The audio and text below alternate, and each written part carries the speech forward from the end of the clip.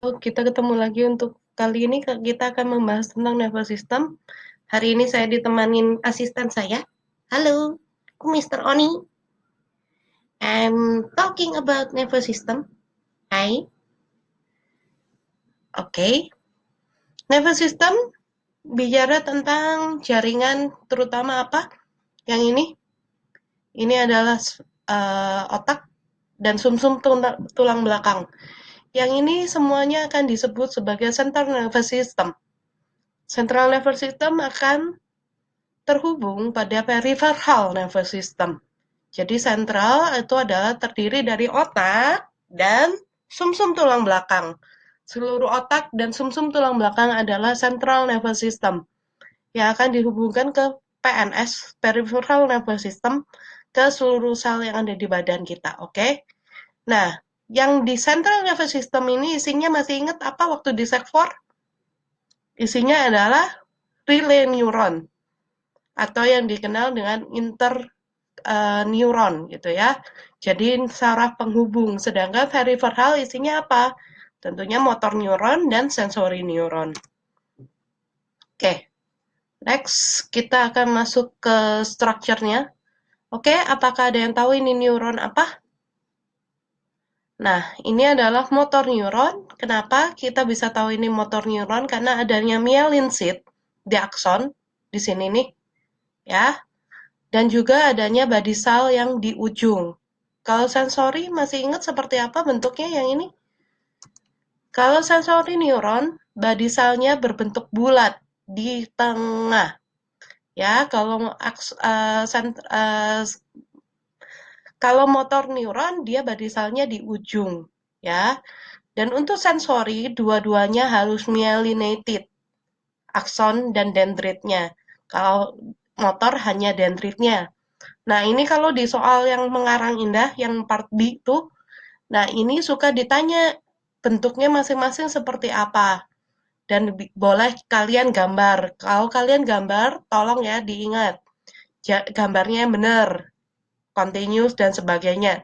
Jangan kayak tiang jemuran. Saya pernah nemu yang seperti tiang jemuran tuh. Nah, juga ini yang namanya interneuron atau intermediate neuron atau relay neuron. Ya, kalau intermediate neuron tidak myelinated. Ingat nggak myelin fungsinya buat apa? Myelin adalah berfungsi untuk mempercepat impuls. Nanti kita belajar kenapa myelin bisa mempercepat impuls. Ya, kita balik lagi ke bagian-bagian neuron di sini. Nah, bagian neuron itu tentunya karena dia sel, dia pasti punya nukleus, punya nukleolus. Ya, cuma ini ada aneh sedikit karena pakai panah. Ingat di A level maupun IGCSE tidak boleh pakai panah. Ya, kekhususannya nanti kamu akan lihat banyak mitokondria. Kenapa banyak mitokondria? Karena semua impuls itu bentuknya adalah pompa ion, khususnya pompa ion positif. Jadi pasti butuh energi. Karena itu kerjanya secara aktif nanti ya. Nah, ini body cell-nya isinya semua nukleus, Golgi, mitokondria, dan semua bagian-bagian sel. Nah, nanti di sini dia ada myelin. Myelin itu apa? Myelin terbentuk dari Schwann cell. Schwann cell ini adalah isinya lemak terutama. Jadi makanya Michelle pernah bilang kan, kalau kalian diet jangan keterlaluan. Apa itu keterlaluan? Nggak boleh makan gorengan sama sekali. Kalau itu yang terjadi, ini Schwann cell nggak bisa dibentuk. Ingat, myelin fungsinya mempercepat rangsang. Kalau kamu tidak ada myelinnya berarti nyampe-nya rangsangnya pelan. Lemot deh, kasihan deh lu gitu ya. Nah, jadi ini myelin terbuat dari Schwann cell. Oke, ini myelin, pembungkusnya akson atau pembungkusnya dendrit. Terbuatnya dari apa? Dari Schwann cell, ya. Nah, antar Schwann cell itu ada lobang di sini nih. Nah, ini tempat ini disebut node of Ranvier. Ini ya. Node of Ranvier adalah rongga nodes between two Schwann cell ya yang membentuk myelin sheath. Di sini nanti kan sebenarnya ini ada banyak, ada panjang gitu.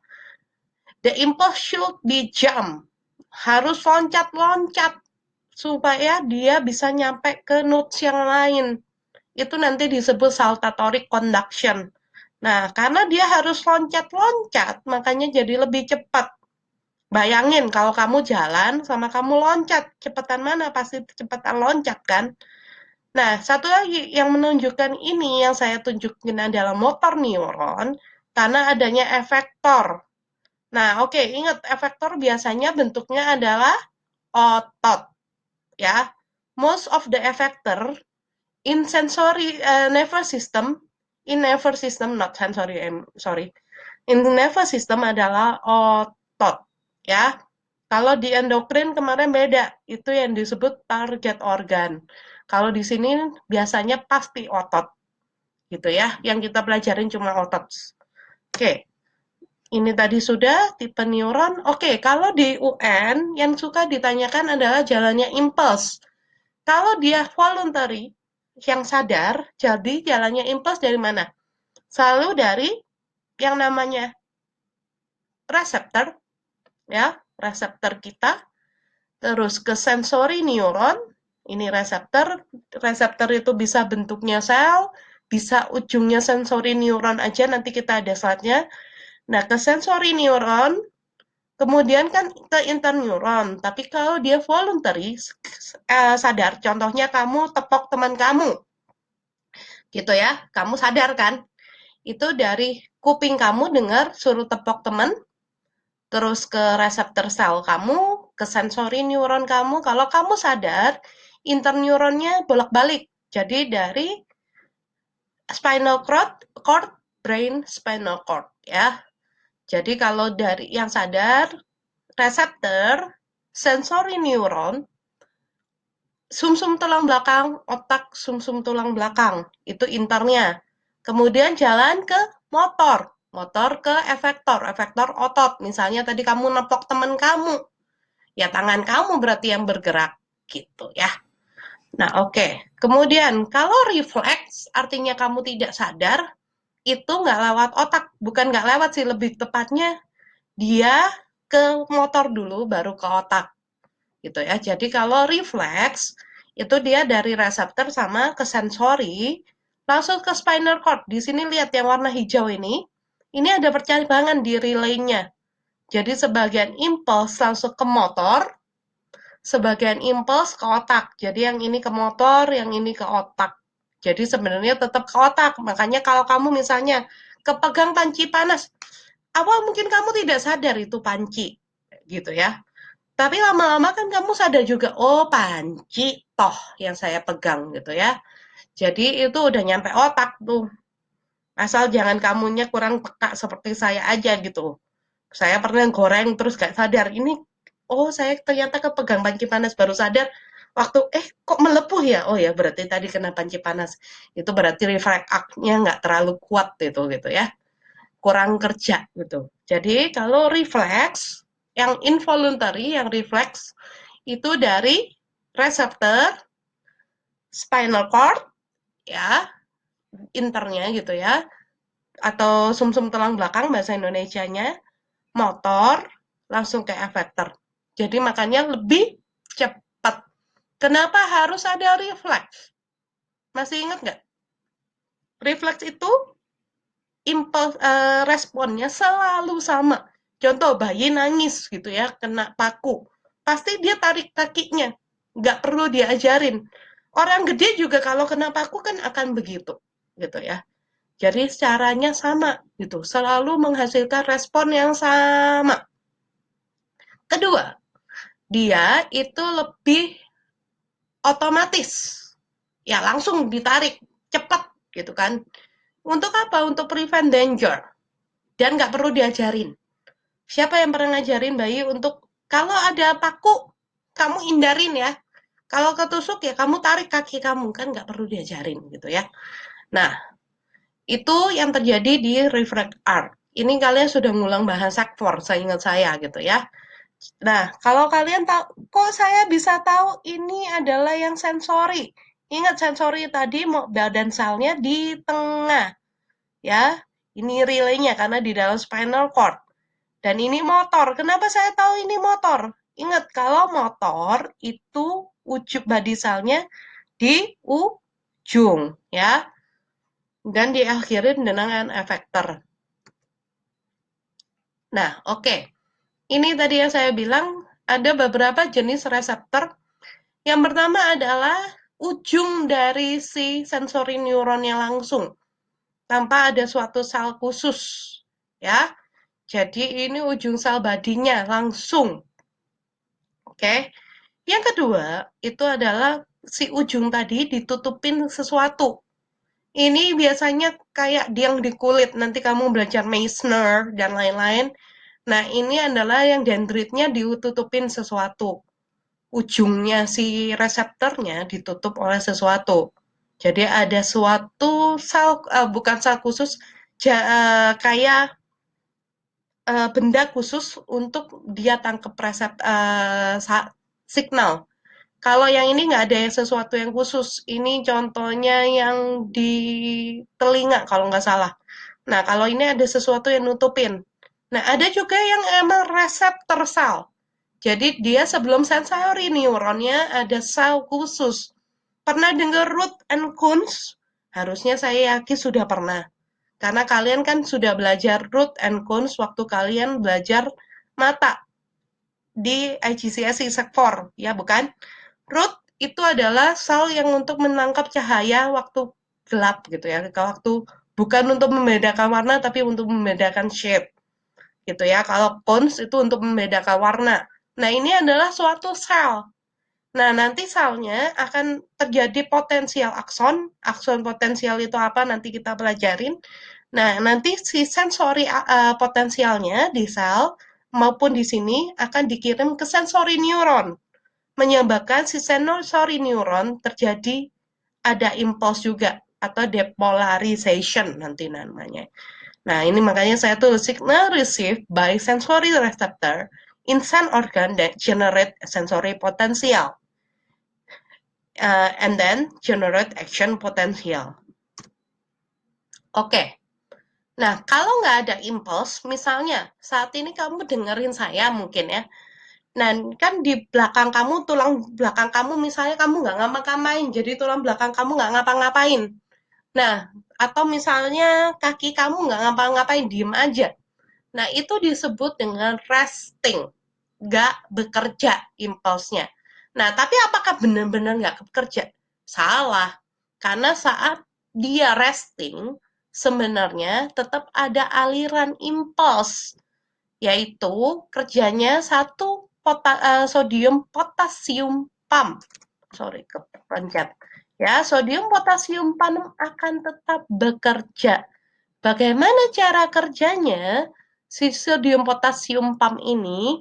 Nah, oke, saya akan pakai gambar di Paint. Bentar, saya buka Paint-nya. Oke, kurang lebih begini. Jadi ini anggap ini si neuronnya, gitu ya. Wait, ini neuron, sorry, ini akson.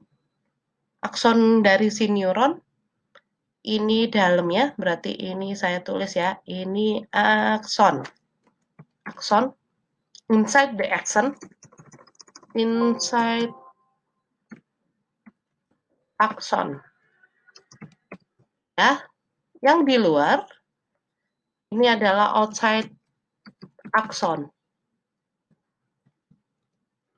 Nah, tadi saya bilang ada pompa namanya sodium potasium pump. Anggap aja ini adalah pompa yang saya mau bikin. Ya, jadi ini sodium potasium pumpnya. Ya, Na plus K plus pump. Ya, sodium potasium pump. Kita lihat tadi di slide-nya Miss Shirley. Nah, sodium potasium pump in resting condition, it will maintain the electricity potential inside the axon minus 65 millivolt, atau boleh juga kamu bilang minus 70, masih boleh ya. Jadi di dalam akson itu lebih negatif 70 millivolt dibanding di luarnya. Kenapa? Karena sodium potasium pump selalu bekerja memompa 2 kap plus masuk ke dalam sel, 3 sodium keluar. Jadi si sodium potasium pump akan bekerja dengan cara ini, mana ya tanda panahnya? Sorry, yang ini tidak bisa. Nih, jadi dia kerjanya 2K plus masuk. Oke. Ya. Dan apa yang sebaliknya, dia kontrasport juga, yaitu 2Na plus keluar. 3Na plus keluar. 3Na out. Nah, kamu lihat di sini, berarti rugi bandar dong. 2 kurangin 3, yang masuk cuma 2, yang keluar 3, berarti kan udah minus 1 tuh. Nah, ditambah 1, ini step pertama, yaitu sodium potasium pump itu akan memompa Na plus K plus pump will send to K plus in and 3 sodium out. Ini tentu bikin di dalam negatif, bukan?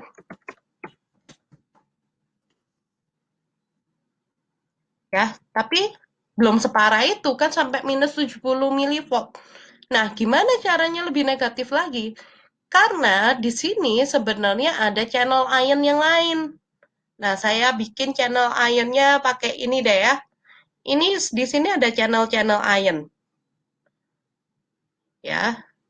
Nah, channel-channel ion itu dia permeability-nya beda-beda terhadap sodium dan potasium.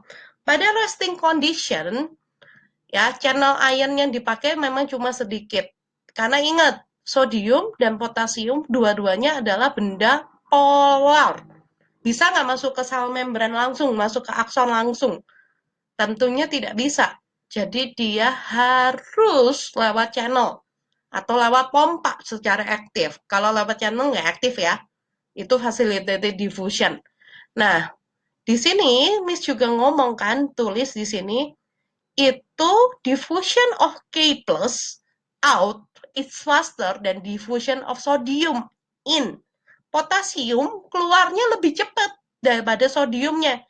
Jadi permeability dari, anggap ini K plus channel, tapi channelnya nanti beda lagi sama channel yang di selanjutnya ya.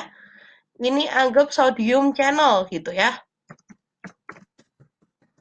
Nah, A plus tadi dibilang apa? Diffusion of K plus out is faster. Ya, jadi K plus itu keluarnya lebih cepat gitu. Jadi ini K plusnya keluar-keluar terus. Ya, udah tadi dimasukin cuma 2, dikeluarinnya lebih banyak. Ya, sedangkan sodium kalau masuk pelan-pelan gitu. Jadi sodium masuk nggak ke dalam sel sini? Iya masuk, tapi pelan-pelan. Ya, sodiumnya masuk pelan, K plusnya keluar cepat. Alhasil, di dalam yang tadinya cuma positif karena K plus, keluar semua hasilnya jadinya negatif tentu gitu. Makanya resting potensial itu selalu minus 70 milivolt. Oke? Nanti kalau ada pertanyaan silakan nanya waktu sesi Zoom sama saya. Nah, itu saya akan melayani pertanyaan. Ini saya jelasin dulu. Oke? Jadi untuk yang resting potensial saat sel tidak ngapa-ngapain, di dalam itu lebih minus 70 milivolt. Kenapa? Ingat, sodium potasium pump, yang ini, benda ini, akan mengeluarkan sebanyak 3 sodium keluar. Ini dalam sini adalah aksonnya, ini adalah di luar akson, dan masukin 2 K plus ke dalam. Oke, itu aja udah minus. 3 kurangin 2, udah min 1 nih di dalam. Nah, sebaliknya, tadi saya bilang diffusion dari K plus channelnya K plus itu lebih permeable, jadi K plusnya bisa lari lebih cepat keluar daripada sodiumnya masuk ke dalam. Jadi alhasil dia minus 65 sampai 70 milivolt. Oke. Nah, kemudian kalau ada impuls apa yang terjadi? Kalau ada impuls, begitu ada impuls, sodium potasium pump itu tetap kerja tapi lebih lambat. Yang terjadi adalah sodium channel kebuka lebar-lebar. Jadi kalau kamu tadi ditepok misalnya sama siapa atau nempuk diri sendiri, kamu kerasakan ketepok gitu kan, sakit gitu kan. Nah, itu sebenarnya apa yang menyebabkan? Yang terjadi adalah di saraf kamu itu di aksonnya terutama itu akan terbuka sodium channelnya. Jadi sodium potasium pump tadi tetap jalan, tapi sodium channelnya kebuka, gitu ya. Nah, kalau sodium channel kebuka lebar-lebar, otomatis sodiumnya masuk, lomba masuk ke dalam sel, gitu ya. Sodium masuk rapidly ke dalam sel. Karena sodium masuk, sodium muatannya apa? Positif kan? Makanya di dalam akson jadi less negatif, jadi positif kira-kira 40 milivolt. Ini disebut sebagai depolarization. Ya, yang ini nih, depolarization. Sorry, ini lari. Mana tadi? Ya, ini disebut depolarization. Jadi action potensial terjadi pertama kali adalah saat impuls masuk, dia akan terjadi depolarization, di mana sodium rush into the cell, into the axon. So, kalau sodiumnya rushing ke dalam sel, selnya jadi positif karena sodium positif. Ngerti? Lewat facilitative diffusion karena dia pakainya sodium channel. Ya. Nah, setelah sodiumnya habis masuk ke dalam sel, terjadi yang sebaliknya. Ya, sodium channelnya close, potasium channel open segede-gedenya. Tapi potasium akan keluar dari dalam sel semuanya, ya. Nah, kalau keluarnya dikit itu cuma namanya repolarization. Ya, repolarization adalah setelah sodiumnya masuk tadi, sebaliknya potasium akan keluar. Jadi kalau sodiumnya udah habis, sodium channel close, ya. Potasium channel open sekarang, ya. Itu namanya repolarization. Nah, terus kemudian kalau potasiumnya terus-terusan masuk, kadang kan, sorry, terus-terusan keluar, kadang jadinya lebih negatif daripada seharusnya. Itu dari resting potensial, lebih negatif dari minus 70, itu disebut hyperpolarization. Nah, kalau sudah keluar semua si potasium channelnya close, sodium potasium kerjanya kembali secepat normalnya. Bukan berarti selama ini terjadi, tidak terjadi sodium potasium pumpnya kerja, tetap tuh kerja, tapi nggak secepat normalnya gitu ya. Dan mengembalikan ke resting potensial. Lebih gampang lihat di sini mungkin. Nah, jadi kalau ada impulse seperti ini dari relay, ini kamu motor kan. Nah, yang terjadi apa? Yang pertama adalah sodium masuk ke dalam sel. Cepat-cepat masuk sodiumnya, depolarization terjadi.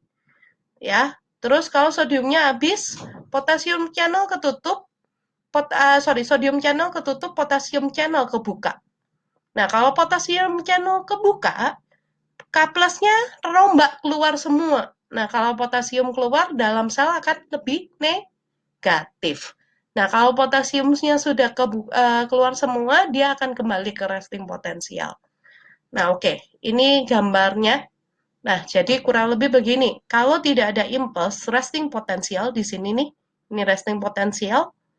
Nah, dia akan 70 milivolt karena yang terjadi adalah sodium potasium channel dan facilitated diffusion yang biasa. Nah, begitu ada impuls, sodium channel kebuka, depolarization terjadi. Ya, jadi ini depolarization. Why? Because Na channel open and Na plus enter di sel. Ya, tapi dia harus mencapai threshold. Ya, threshold itu apa? Kurang lebih di sekitar 20 milivolt. Nah, itu baru dia bisa nyampe ke action potensial. Sorry, saya salah. Minus 55 milivolt baru dia bisa dirasakan. Makanya kamu kadang bisa kerasa, orang ngomong kok saya nggak dengar. Padahal dia ngomong. Saya tahu dia ngomong. Tapi saya nggak dengar. Kenapa? Karena mungkin impulsnya tidak nyampe threshold kamu. Ya, jadi kalau dia sudah nyampe threshold, baru dia bisa terjadi action potensial. Gitu ya. Kalau kekecilan nggak bisa. Nah, terus kemudian repolarization terjadi, itu artinya apa? Potasiumnya keluar semua. Maka sampai keluarnya di bawah si resting potensial itu disebut hyperpolarization atau undershoot. Ya. Nah, kemudian dia akan balik lagi ke resting potensial. Nah, oke, di sini ada yang disebut refractory periods. Jadi kalau kamu belajar kecepatan, suka kakak ngerti kan kadang gitu. Atau saya ngomong cepat banget, ngomong apa sih Miss Shirley gitu kan. Nah, itu kenapa? Karena saat udah ada impuls, dia tidak bisa disusulin impuls yang lain. Jadi misalnya nih, di sini saya ngomong lagi, di sini saya ngomong, di sini saya ngomong lagi. Kamu tidak bisa dapat itu impulsnya.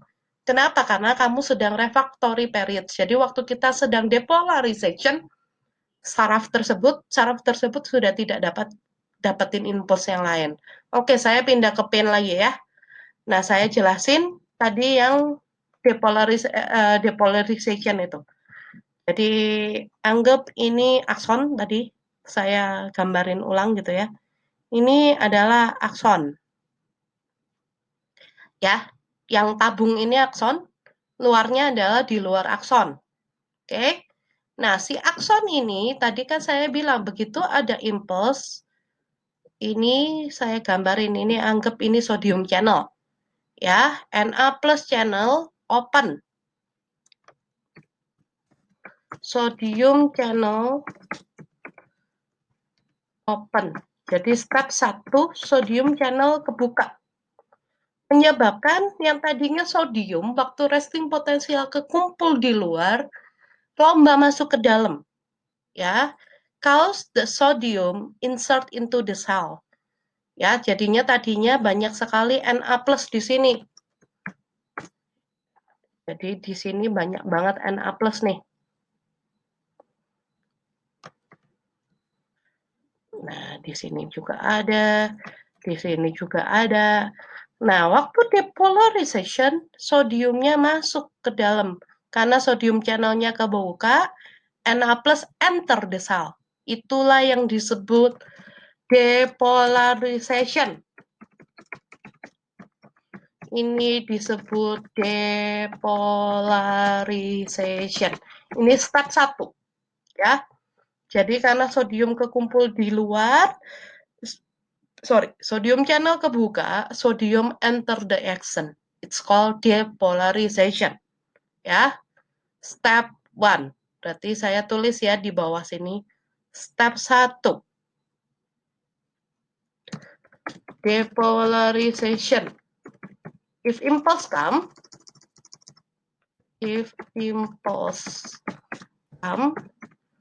depolarization should be happen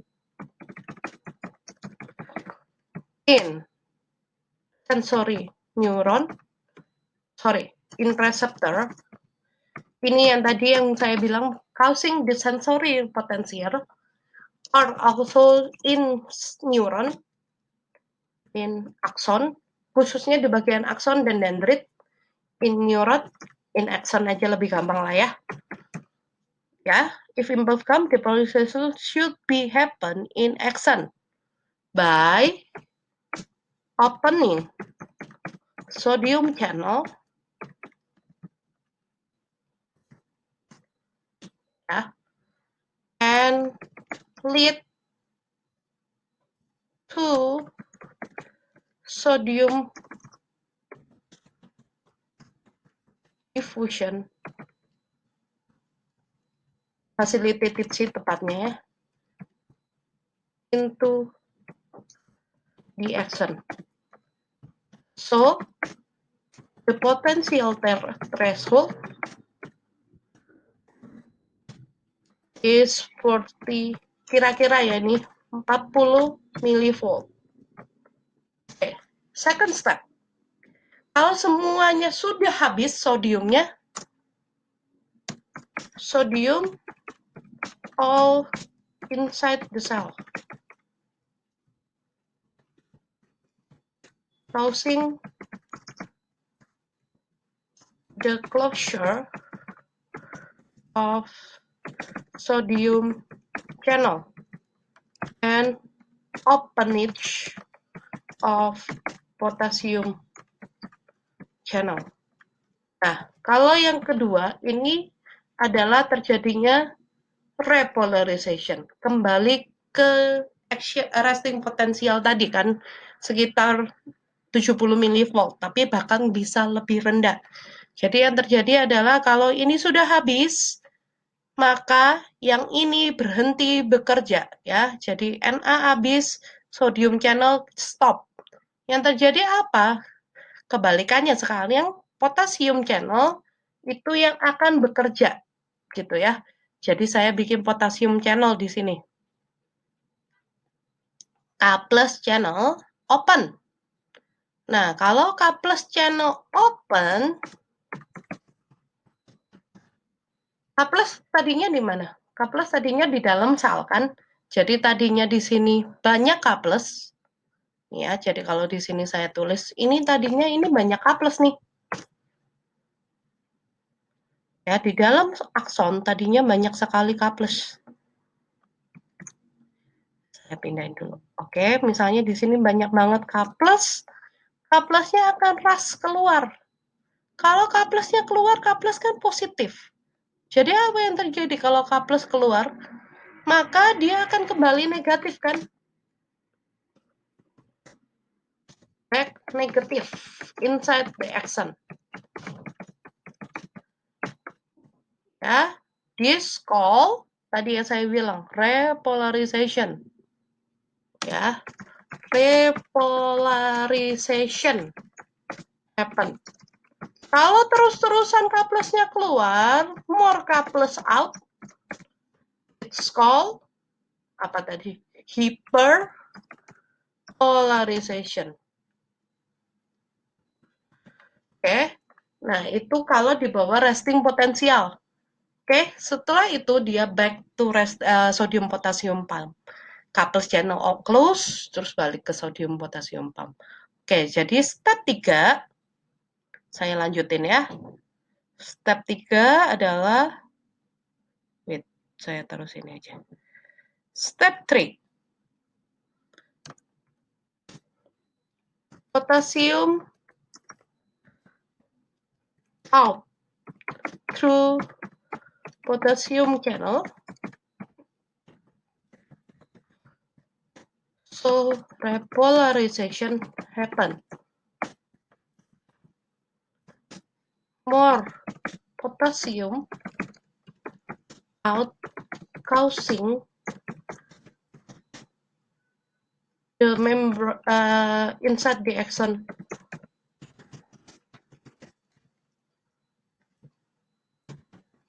more negative than resting potential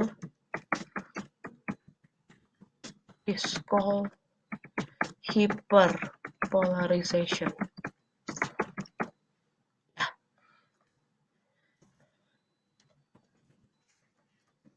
Ini kenapa ini? Oke, sorry, sebentar. Oke, saya pindahin ke sini aja lah.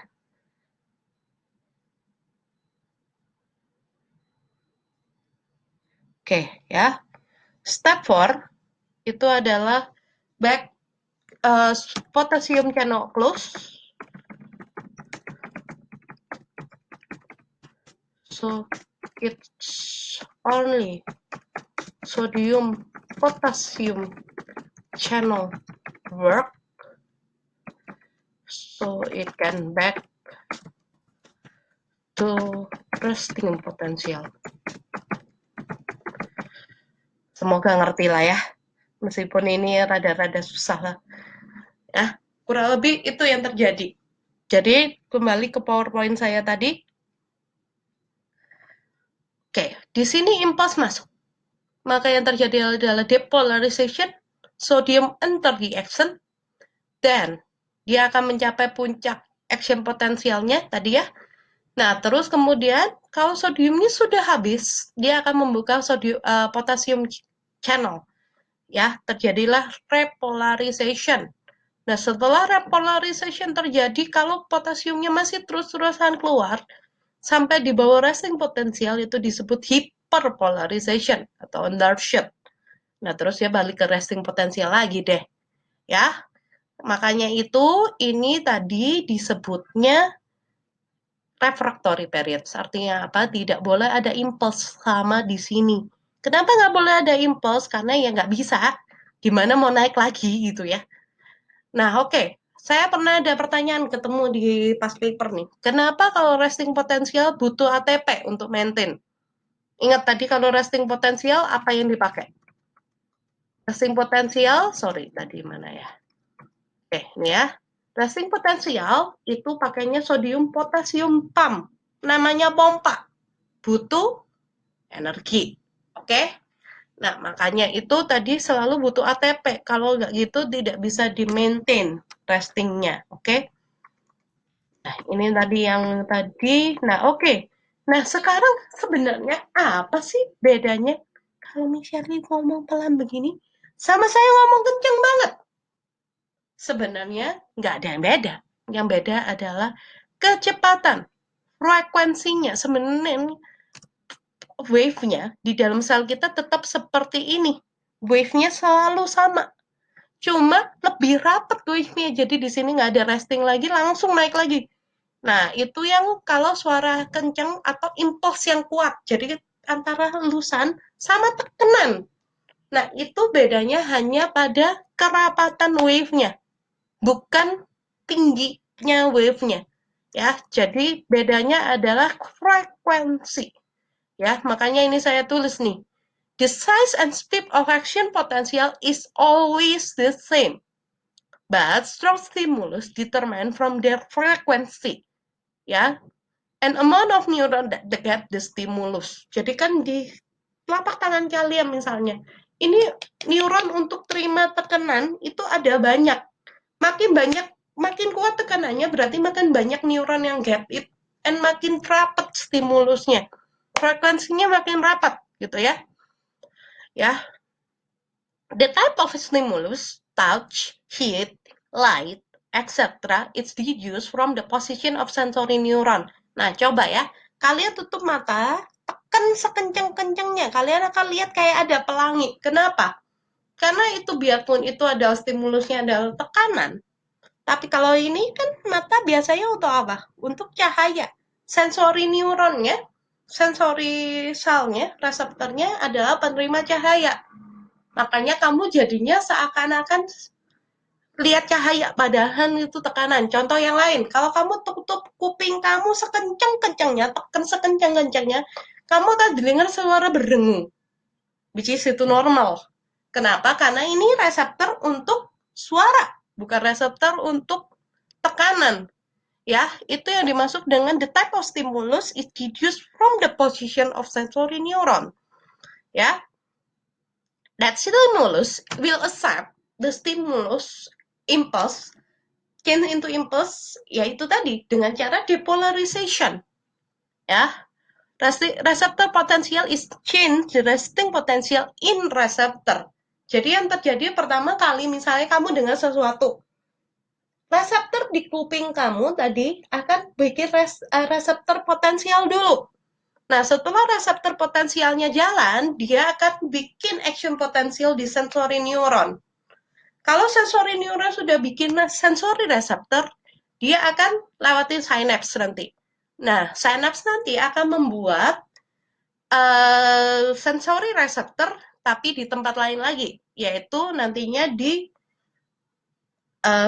relay. Terus baru kemudian synapse lagi ke motor. Nah, nanti motor habis itu ke efektor ada yang namanya neuromuscular junction. Itu suatu benda yang berbeda, tapi nanti lain kali saya bahas. Kalau semuanya nanti kamu mabok. Ya, oke. Nah, gimana cari speed up stimulus? Caranya adalah dengan cara tadi, kamu harus punya myelin sheath. Tadi ini namanya, di antara spanselnya namanya node of Ranvier. Nah, depolarization hanya bisa terjadi di node of Ranvier. Jadi kalau dari sini ke sini gimana? Loncat.